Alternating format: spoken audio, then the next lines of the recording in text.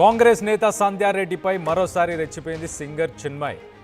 ఇటు సంధ్యారెడ్డి క్షమాపణలపై సింగర్ చిన్మయ్ అసహనాన్ని వ్యక్తపరుస్తుంది. చీ థూ ఎందుకు పనికి రాని మరో చెత్త అపాలజీ అంటూ దానిపైన ట్వీట్ చేసింది. ఇటు యాంకర్ ఝాన్సీ చేసిన ఒక పోస్టుని చిన్మయ్ రీట్వీట్ చేసింది.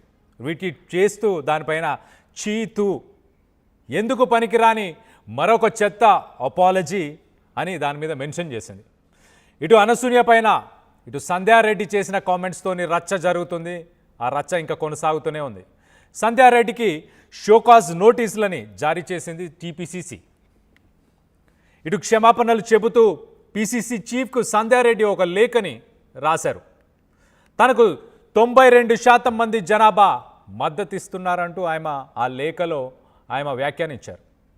ఈ లేఖలో పేర్కొన్న సోకాల్డ్ కాంగ్రెస్ లీడర్ సంధ్యారెడ్డి ఆయన కామెంట్స్ను తప్పుబట్టిన చిన్మయ్ శ్రీపద ఈ భూమి మీద ఇలాంటి అఘాయిత్యాలు జరగడానికి ఇదొక రాజధానిగా అలాంటి రాజధానిగా మారడానికి ఇదే కారణం అంటూ కూడా ఆయన దాని మీద మెన్షన్ చేశారు.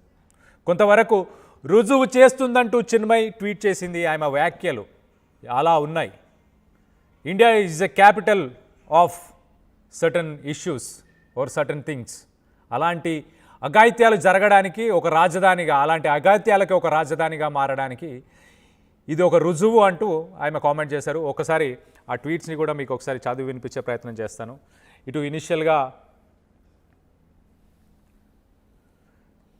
ఇనిషియల్గా ఝాన్సీ ఆ స్టోరీని పెట్టారు. ఆ స్టోరీని ఇటు చిన్మయ్ రీట్వీట్ చేసింది.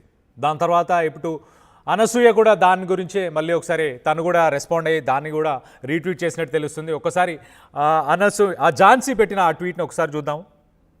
ఒకసారి మనం చూస్తే కనుక ఇటు to Shri Mahesh Kumar Goud MLC PCC చీఫ్కి ఆయన ఉద్దేశించి ఒక లేఖను రాశారు.